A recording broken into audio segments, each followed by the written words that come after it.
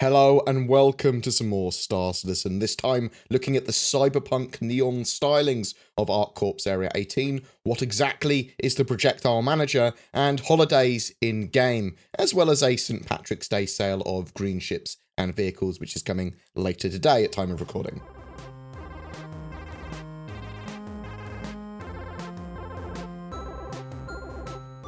ArcCorp's Area 18 is sort of a cyberpunky neon haze. It's a dense urban environment inspired by New York's Times Square, but obviously it's sort of like Blade Runner-esque and sort of like Tokyo-esque as well. They talked about the plaza in Area 18 and some of the advertising there. It's a big part of the zone, that advertising, in-your-face neon signs and holograms. The Fizz advert for a drink of some sort of fizzy pop or soda is the hero hologram asset for the plaza. It's actually the coming together of a lot of disciplines that have made this work. Props, animation, lighting, particles rain off the ad and will interact with the player, and it's obviously animating and doing some cool stuff, spinning the can round. There are going to be a big mix of abstract adverts that don't really lead to anything, but also ones that are very much connected to the lore or suited for the environment. They might be logos and signs to shops and of the big companies in game, or some will just encourage you to buy Fizz or other foodstuffs like Big Bennies or Torpedo Burritos or Gelbees. Gelbees! There's some interesting imaginings there.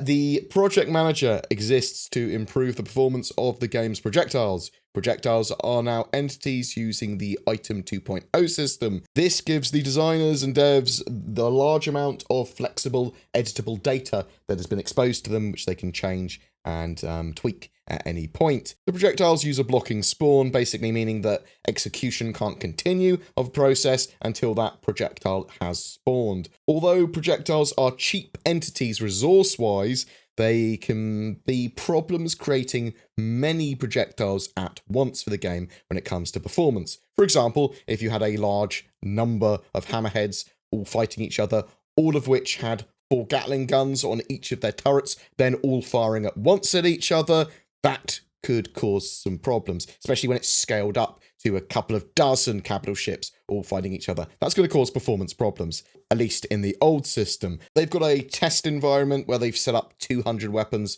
all like firing at once with the old system, and it tanks performance. And then they use the Projectile Manager, which optimizes all of the projectiles by sort of detecting what type of projectile needs to be spawned, and then if it's an appropriate simple projectile, it will then, instead of spawning an entity, spawn a small data structure, and then the sort of projectile system manages that. This means that any new projectiles fired from the same weapon then don't have to be spawned as separate entities potentially, and can be updated very quickly. In regard to rendering projectiles, they basically are extremely lightweight now, super low resource, basically being a box with just a material on it. The Projectile Manager is able to bypass a lot of the render logic as well by just creating these streamlined projectiles, even if they're blocked from view. So typically, if you had something obscured or blocked or behind a door, like characters or terrain or other ships or whatever, they wouldn't render that, but they can skip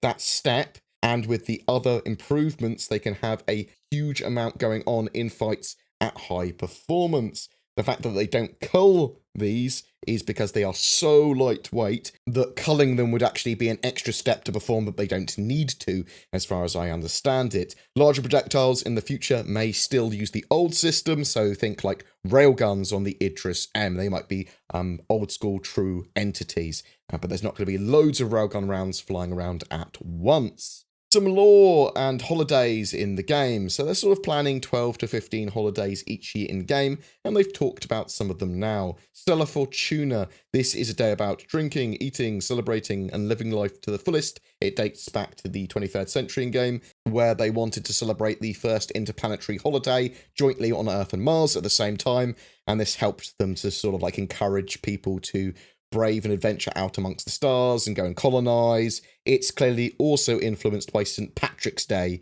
today. Triggerfish, so April the 1st. This is an updated version of April Fool's Day. You yell Triggerfish at people instead after you've somehow tricked them. The name comes from the non-existent fourth planet in the Magnus system, and the inhabitants of Magnus would try to convince people that this planet existed, and if they fell for it and went looking for it, they were deemed triggerfish. Pax Humana. So this is a holiday commemorating members of the armed services in game and sort of like the unification of humanity, originally dating back to November 8th, 2308, when the United Nations of Earth with various armed services in New York marched and converged on the Senate building there to show that they were sort of like a single force for humanity. Moving back into real life, there is some St. Patrick's Day or Stella Fortuna promotions starting March 15th. There is a screenshot contest and some limited green edition vehicles. At time of recording, there isn't that much info, but I'll get up more once we have the sale live. So far, Cloud Imperium have said, we're introducing a commemorative Urza rover Fortuna and making it available for all weekend long. But wait, that's not all. We're also bringing back the 2948 Constellation Phoenix Emerald, complete with standard Lynx rover and Kruger P-72 Archimedes snub fighter, packaged together with the Fortuna, which will be available in 2 waves, with the first being at 3 p.m. UTC and the other starting at 8 p.m. UTC. That's on the 15th of March. Also, again, 15th at 5 p.m, there is going to be a reverse the verse, and they're taking questions for it for the IT guys. I will link that down below. From branching build systems to publishing technologies, from major on-site presentations like CitizenCon to day-to-day workstations and every piece of software used to make the game, these are the people that make game dev possible. That's on twitch.tv/StarCitizen. I will get a summary up of that over the weekend. Do you have any burning questions for them? Are you going to be watching that live? Are you going to potentially be picking up any of the green vehicles? Are you excited about how ArcCorp looks in its awesome cyberpunk state? Or are you desperately awaiting 3.5 to be released to the first wave of PTU?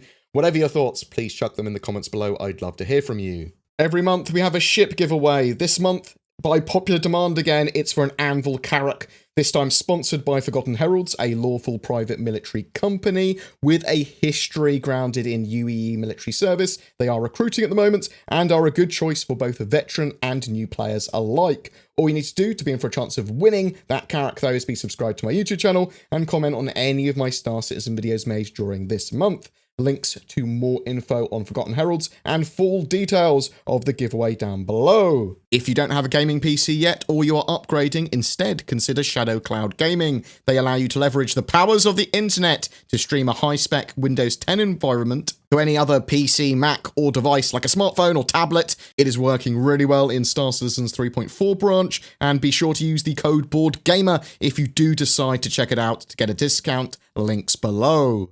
This channel exists because of its community. If you wish to support the channel further, below there are links to Patreon, Subscribestar, and there's the YouTube channel memberships, literally the join button below this video. VIPs do get some exclusive stuff and early content as a thank you as well.